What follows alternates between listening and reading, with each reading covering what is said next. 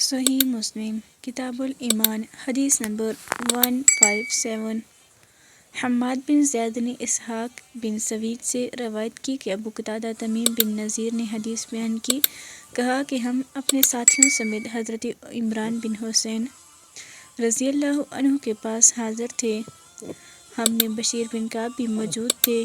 اس روز حضرت عمران رضی اللہ عنہ نے ہمیں ایک حدیث سنائی، کہا کہ رسول اللہ صلی اللہ علیہ وآلہ وسلم نے فرمایا، حیا بلائی ہے پوری کی پوری۔ انہوں نے کہا، یہ الفاظ فرمائے، حیا پوری کی پوری بلائی ہے؟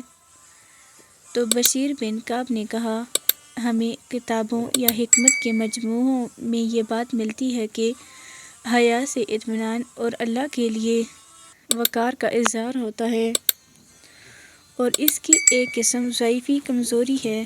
حضرت عمران رضی اللہ عنہ سخت غصے میں آ گئے، حتیٰ کہ ان کی آنکھیں سرخ ہو گئیں اور فرمانے لگے کہ میں دیکھ نہیں رہا کہ میں تمہیں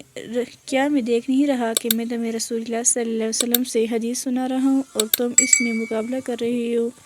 ابو قتادہ نے کہا، عمران نے دوبارہ حدیث سنائی اور بشیر نے پھر وہی کہا۔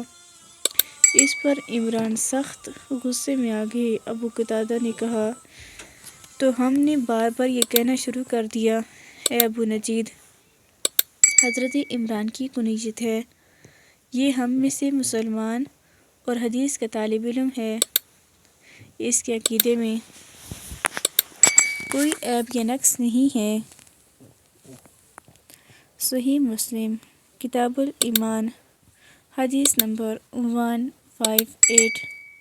نضر بن شمیل نے کہا، ہمیں ابو نعمہ ادوی نے حدیث بیان کی، انہوں نے کہا، میں نے حجیر بن ربیع ادوی سے سنا، وہ کہتے تھے، عمران بن حسین رضی اللہ عنہ نے رسول اللہ صلی اللہ علیہ وآلہ وسلم سے روایت کی، جس طرح حماد بن زید کی حدیث ہے۔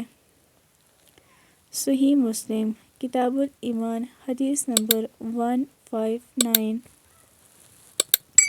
عبداللہ بن نمیر، جریر اور ابو اسامہ نے ہشام بن عروہ سے حدیث سنائی، انہوں نے اپنے والد عروہ سے اور انہوں نے حضرت سفیان بن عبداللہ ثقفی رضی اللہ عنہ سے روایت کی کہ انہوں نے کہا کہ میں نے رسول اللہ صلی اللہ علیہ وآلہ وسلم سے عرض کی کہ اے اللہ کے رسول، مجھے اسلام کے بارے میں ایسی پکی بات بتائیے کہ آپ کے بعد مجھے کسی سے اس کے بارے میں سوال کرنے کی ضرورت نہ رہے۔